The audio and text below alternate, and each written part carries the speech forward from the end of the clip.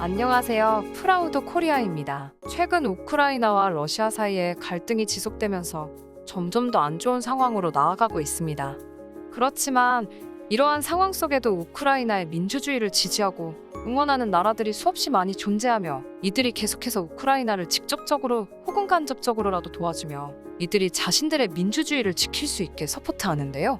이러한 상황을 지켜보고 있으면 과거 1950년대에 벌어진 6.25 전쟁이 떠오르는 것 같습니다.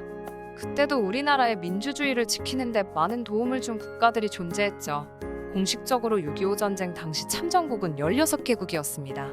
군대 파견을 신청한 국가 21개국 중 실제로 파병을 한 국가는 16개국이었으며 미국, 캐나다, 콜롬비아, 영국 등 다양한 나라에서 직접적으로 군대를 파견하며 우리나라를 도와주었죠.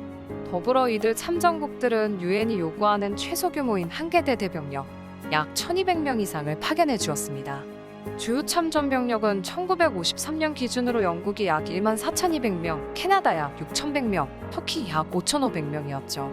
1953년까지 한국전에 참여한 연합군은 미국을 제외하고 총 39,000여 명에 이르며 미국을 포함할 경우 총 34만 1천여 명에 이릅니다.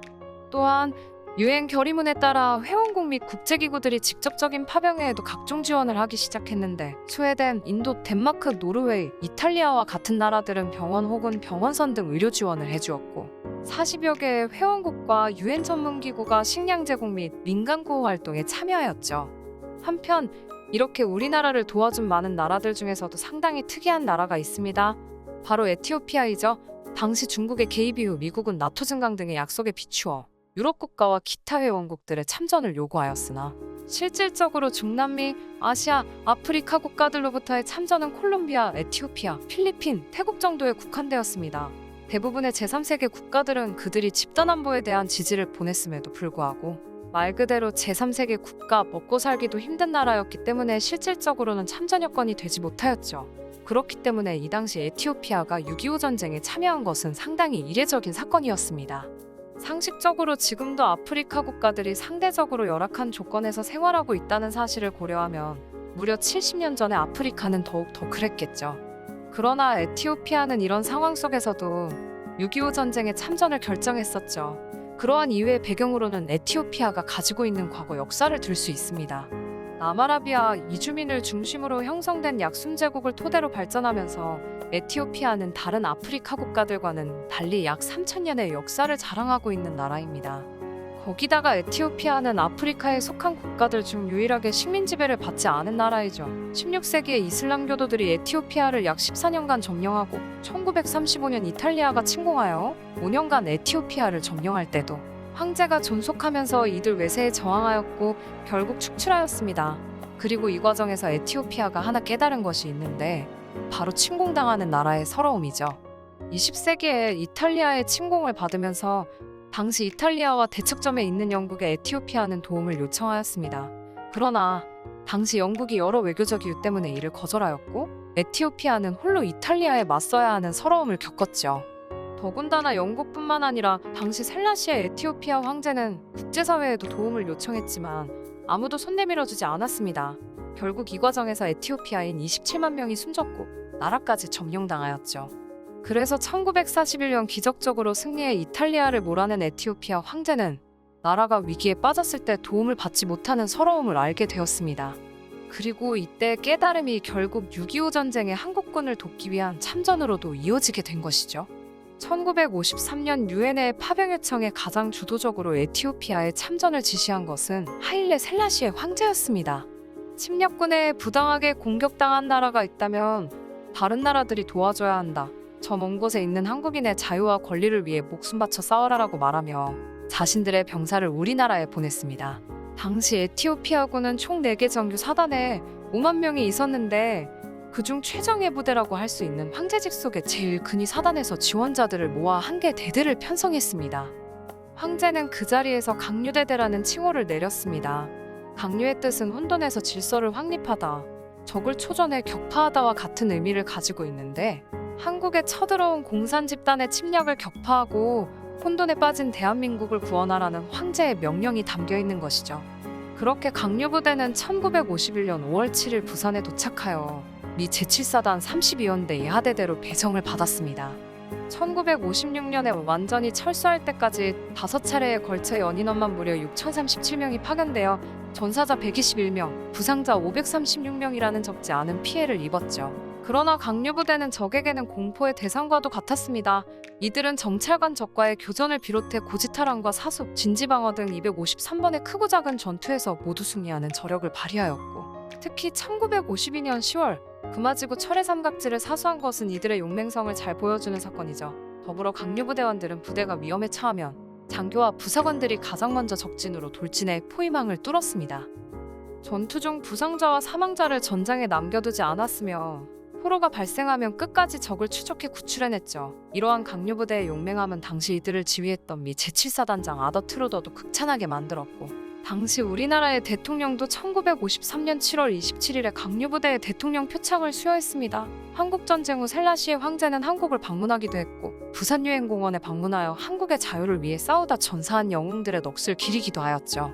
그러나 강류부대 용사들에겐 한국전쟁보다도 더 큰 시련이 기다리고 있었습니다. 7년간의 극심한 가뭄으로 목축업이 주요 산업이었던 에티오피아는 한순간에 최빈국 신세가 되어버렸고, 수만 명이 기근으로 고통받았으며 1974년 군부 쿠데타를 일으킨 공산주의 정권은 북한군과 싸웠다는 이유로 한국전쟁 참전용사들의 재산을 몰수하고 핍박하였죠. 또한 사회주의 국가가 되어버리는 탓에 한국과도 단교되었습니다. 그렇게 시간이 지나 1991년 맹기스투 정권이 붕괴되고 나서 다시금 민주정부가 세워졌습니다. 그리고 한국에서도 다시금 강류부대를 찾았고 그들을 돕고 있습니다. 우리나라 정부도 다시금 강류부대를 지원하는 법안을 통과시켰고, 군은 물론이고 민간 차원에서도 지원이 활발해졌죠.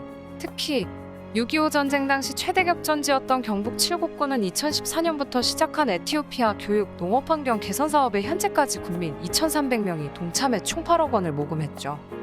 3선년 임제한으로 오는 6월 임기가 끝나는 백성기 칠곡 군수가 보훈에는 국경이 없다는 신념과 결초보훈 정신으로 에티오피아 지원 사업을 시작한 것이 그 시초입니다. 그는 2014년 열린 낙동강 세계평화 문화대축전의 평화의 동전밭을 조성해 에티오피아 6.25 참전용사들의 희생과 헌신을 알렸습니다. 또한 국민들의 자발적인 동참을 유도하고자 군수주관으로 기탁식을 진행하고 칠곡군에 발행하는 소식지를 통해 기탁자의 이름을 알렸죠. 이 밖에도 2015년과 2017년 두 번에 걸쳐 에티오피아를 직접 방문하고 현지 상황을 파악해 실질적인 도움을 주려고 노력했습니다. 그 결과 2022년 1월 기준 월 정기 후원자는 713명으로 매월 1,000만 원에 달하는 성금이 모이고 있는 상황입니다. 더불어 칠곡군 에티오피아 지원 사업은 군예산 없이 각계각층의 주민이 자발적으로 기탁한 1~2만 원의 소액 후원으로만 진행된 점에서 상당히 대단하다는 평가가 많습니다. 여기에는 초등학생이 모은 저금통부터 주부, 결혼이 주여성, 기초생활보장 수급자와 백발의 어르신들까지 모두가 함께하고 있죠. 이렇게 모은 성금으로 칠곡군은 월드비전을 통해 에티오피아 디길루나 티조 지역의 초등학교 3곳을 신축하고 초등학교 21곳의 화장실을 현대식으로 개선했습니다. 또 학생 5,000명을 대상으로 독서 캠프를 열고 학부모에게는 인식 개선 교육을 진행하기도 했죠. 더불어 식수관 16km를 개설하고 식수탱크 9개, 식수대 14개를 마련하는 등 교육과 농업 분야 지원을 이어가고 있습니다. 에티오피아 디길루나 지역 주지사는 칠곡군을 통해 깨끗한 식수와 양질의 교육을 누릴 수 있게 됐다며 더 밝은 미래를 위해 힘써주신 모든 분들께 감사드리며 칠곡 국민의 마음과 정성을 영원히 기억할 것이라고 말했습니다.